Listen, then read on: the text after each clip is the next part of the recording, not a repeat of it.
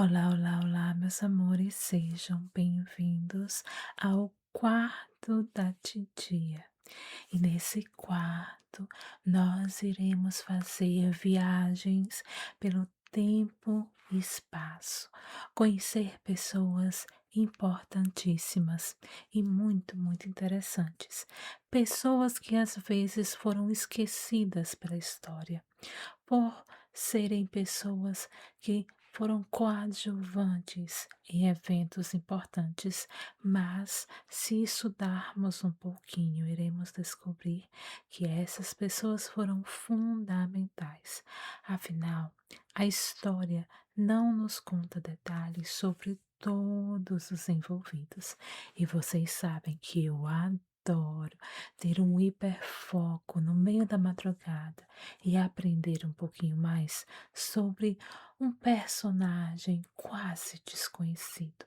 E a personagem da noite de hoje não é uma desconhecida. Não, não, não. É uma mulher muito conhecida e muito amada pelo Brasil imperial. Inclusive, nós temos cidades com seu nome e até mesmo uma escola de samba. Infelizmente, ela entra para a história com fama de corna. Bem, eu não gosto de fofoca, mas é muito claro que ela foi corna. E foi corna, meu amor, que todo mundo na Europa comentou sobre isso. Mas essa traição do marido dela não define a gata garota, não. Ela foi uma mulher incrível. Ela era da família Habsburgo-Lorena. Vocês sabem, os famosos Habsburg ou Habsburgo, aqueles que casavam entre si e acarretaram várias mutações. No final, acabaram quase todos deformados. Bem, aquela família. A família Habsburgo, ela vai dominar a Europa do século XI ao século XIX. É, sem dúvida, a dinastia mais poderosa da Europa. E vocês sabem, como diziam os antepassados da nossa princesinha, que depois vira imperatriz, os Habsburgo não dominam através da guerra, mas através do casamento. E a casa Habsburgo, um dos seus tronos era na Áustria. Então, os austríacos eram expert em casar suas filhas em casamentos dinásticos. E foi isso que aconteceu com a nossa princesinha. Ela teve um casamento dinástico, mas bem antes do casamento dela, ela tem uma educação primorosa, anos-luz à frente da educação de seu futuro marido. Ela aprende sobre latim, grego, astronomia, política, música, canto, também vai aprender sobre botânica, sobre mineralogia. E vocês sabem que qualquer pessoa que ama mineralogia está no coração da titia, não é mesmo? Então ela vai estudar bastante sobre os minerais, inclusive vai trazer especialistas para o Brasil. Ela também tem contato com a elite intelectual da Europa, graças à sua mãe. Pois é. Ah, eu esqueci. Ela era sobrinha neta de nada mais, nada menos que Maria Antonieta. Aquela que perdeu a cabeça. Pois é, com certeza uma mulher inteligentíssima, que se tornou a primeira chefe de Estado do continente americano. Ela foi a primeira mulher chefe de Estado de um Estado independente das Américas. Uhum. Tá bom pra você, você quer mais. Aí você vai chamar a mulher dessa de corna. Corna não, meu amor. Diva e diva absoluta. Pois é. Nós vamos aprender hoje sobre a Imperatriz Maria Leopoldina. Pois é. Ela, que não se chamava Maria, conseguiu esse nome aí na viagem, e nós vamos aprender sobre isso. Ela assume o nome de Maria Leopoldina em sinal de devoção, ou talvez para se adaptar às cortes portuguesas. Ela aprende português em 2 meses. Ela falava 7 idiomas. Ela abraçou o Brasil com o seu coração e a sua alma. Ela foi a mente por trás da independência. Foi o pipoco do trovão, meu amor. E a mulher desse jeito maravilhosa leva chifre. Isso mostra que homem, quando o homem quer trair, meu amor, não importa se você tem sangue real, se você é inteligente, se você é o babado, ele vai lhe trair. Então se preparem, vamos relaxar, relaxar, relaxar e vamos nessa viagem pelo tempo e espaço, onde eu vou ler sobre a nossa querida Maria Leopoldina. Vou contar a história dela com fotos, quer dizer, pinturas da mesma e algumas imagens do Brasil Imperial. Bons sonhos, se inscreva no canal e venha adormecer comigo. Maria Leopoldina da Áustria, ciência, silêncio e um coração ferido que ajudou a fundar um país. Há histórias que a história conta depressa demais. A de Maria Leopoldina pede tempo, respiração, pausa. Pede que se caminhe lentamente por seus dias, porque foi na delicadeza e não no estrondo que ela mudou o destino do Brasil. Entre impérios e ideias. Leopoldina Josefa Carolina nasceu em Viena em 22 de janeiro de 1797. Filha do imperador da Áustria, cresceu em um ambiente onde a política e a cultura se entrelaçavam, onde mapas eram abertos sobre mesas de madeira escura e o mundo era discutido como um organismo vivo. Sua formação foi incomum, até mesmo para princesas. Estudou mineralogia, botânica, física, matemática, economia política e várias línguas. Tinha especial fascínio pelas ciências naturais, não como passatempo, mas como forma de compreender a ordem e o caos do mundo. Enquanto outras jovens aprendiam a agradar, Leopoldina aprendia a observar. Era introspectiva, sensível, profundamente religiosa, mas também racional. Lia sobre revoluções, acompanhava os ventos políticos da Europa pós-napoleônica e compreendia que os tronos já não eram tão sólidos como pareciam. Um retrato, um acordo, um oceano. O casamento com Dom Pedro I nasceu da diplomacia. Retratos foram trocados antes dos corpos se encontrarem. Leopoldina via em Pedro um príncipe de espírito livre. Pedro via nela uma esposa virtuosa e adequada às exigências do poder. Em 1817, ela deixou tudo o que conhecia e embarcou rumo a um continente desconhecido. A viagem foi longa, marcada por enjoos, tempestades e o silêncio. Ao chegar ao Rio de Janeiro, Leopoldina encontrou uma corte menos refinada do que a europeia, mas um país de cores, sons e cheiros que impressionaram profundamente a jovem princesa. A natureza tropical a encantou.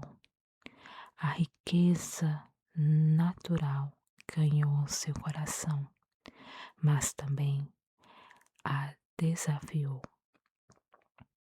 Uma estrangeira que quis compreender. Diferente de muitos membros da elite portuguesa, Leopoldina quis entender o Brasil. Incentivou missões científicas, protegeu naturalistas europeus, colecionou espécies, escreveu cartas descrevendo a flora e a geografia com precisão quase acadêmica. Via o território não como exploração passageira, mas como lar possível. Aprendeu português ainda na Áustria durante 2 meses. Ela era uma grande poliglota, falando alemão, francês, inglês, português, latim e grego. E logo cedo começou a tentar compreender a história, a geografia, a fauna e a flora brasileira. E esse desejo por entender mais e mais só aumentou depois que ela veio ao Brasil. Ela se encantou com tudo e decidiu investir numa exploração científica desse país que ela tanto amava. Ela aprendeu português, ela estudou a história local e demonstrou empatia genuína pelos brasileiros. Esse olhar atento a tornaria mais tarde uma peça-chave nos acontecimentos que mudariam o curso da nação. Casamento, maternidade e as primeiras fraturas. O início do casamento foi afetuoso. Pedro era carismático, musical e intenso. Leopoldina, dedicada, procurava agradar e compreender o temperamento instável do marido. Vieram os filhos, muitos deles, e com eles o peso físico e emocional das gestações sucessivas. Mas também vieram as ausências. As traições de Dom Pedro começaram cedo e tornaram-se cada vez mais públicas, ferindo não apenas a esposa, mas a própria imagem da imperatriz diante da corte. Nos primeiros dias do seu casamento, ela já tinha que encarar a traição pública de Dom Pedro com uma atriz francesa, que depois de 1 mês de casado foi expulsa da corte pelo pai de Dom Pedro. Essas traições só continuaram durante o curso do casamento e tornaram a vida de nossa querida imperatriz cada dia mais triste, mais solitária. Os rumores enchiam os cantos do Palácio de São Cristóvão e iriam chegar até mesmo a Europa. Muitos falavam sobre as traições de Dom Pedro e de seu temperamento altamente instável, em comparação com uma das mais polidas joias da casa de Habsburgo-Lorena. A mulher por trás da independência. Em 1822, enquanto Pedro viajava, Leopoldina foi nomeada princesa regente. Era, na prática, a governante do Brasil. Quando chegaram as exigências humilhantes das cortes portuguesas, exigindo o retorno do príncipe e a submissão do Brasil, Leopoldina compreendeu o que estava em jogo. Reuniu o Conselho de Estado, analisou documentos, pesou riscos e tomou uma grande decisão histórica. Aconselhou a separação definitiva, assinou decretos, escreveu cartas urgentes e enviou a Dom Pedro a mensagem que mudaria tudo. Quando o grito da independência ecoou às margens do Ipiranga, ele foi precedido pela lucidez silenciosa de uma mulher que entendeu o tempo antes de todos, cravando a imagem de Maria Leopoldina como a mãe da independência do Brasil. A traição que dilacerou a imperatriz. Se a política lhe deu grandeza, a vida conjugal lhe trouxe profunda dor. A relação de Dom Pedro com Domitila de Castro tornou-se pública, ostensiva e humilhante. Domitila recebeu títulos, joias, honrarias, tudo enquanto Leopoldina, a imperatriz legítima, era obrigada a conviver com o escárnio da corte. Pedro levava a amante ao palácio, ignorava o sofrimento da esposa e a expunha a um constrangimento constante. Leopoldina escrevia cartas comoventes à família na Áustria, revelando tristeza, solidão e sensação de abandono. Ainda assim, jamais atacou publicamente o marido. Sua dor foi vivida em silêncio. O desgaste emocional agravou sua saúde já fragilizada. A mãe do futuro. Entre perdas gestacionais e lutos silenciosos, Leopoldina dedicou-se intensamente à educação dos filhos sobreviventes. Entre eles estava Dom Pedro II. Ela insistia em uma formação baseada no conhecimento, na ética e na responsabilidade.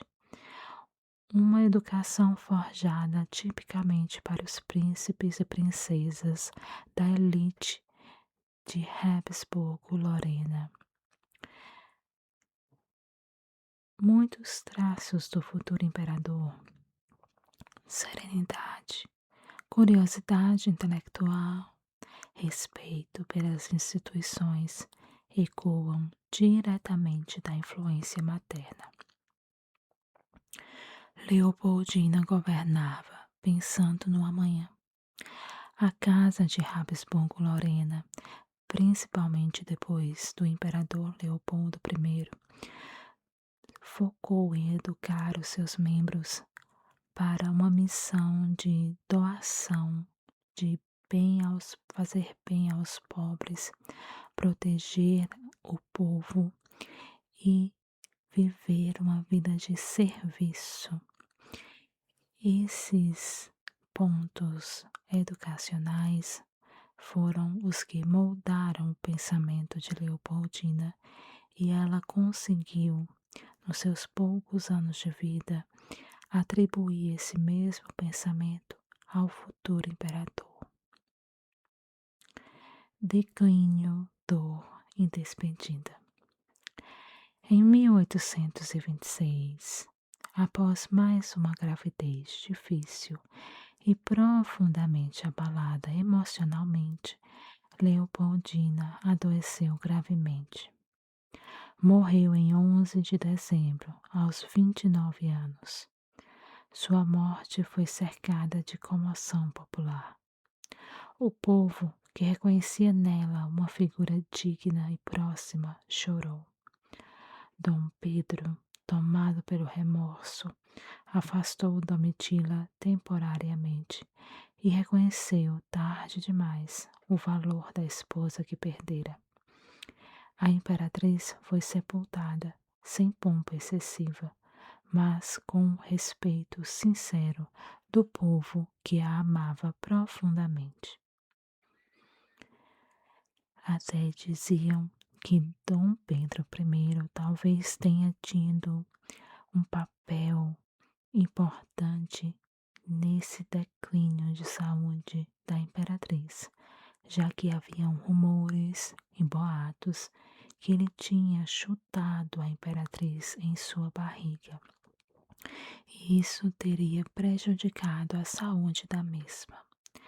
Então, também podemos questionar se esse afastamento de Domitila foi de fato devido ao remorso ou para proteger a imagem do imperador que já estava danificada, pois o povo via nele o antagonista à imperatriz, que era vítima dele e da amante. A imperatriz que ficou. Hoje, Maria Leopoldina é lembrada como muito mais do que uma consorte. Foi estrategista, cientista, educadora, regente e uma das arquitetas da independência. Sua força não estava na espada, mas na razão, não no grito, mas na decisão. Ela chegou estrangeira, compreendeu a terra, amou o país, sofreu em silêncio e ajudou a criá-lo. Maria Leopoldina não apenas fez parte da história do Brasil, ela ajudou a escrevê-la com a própria vida.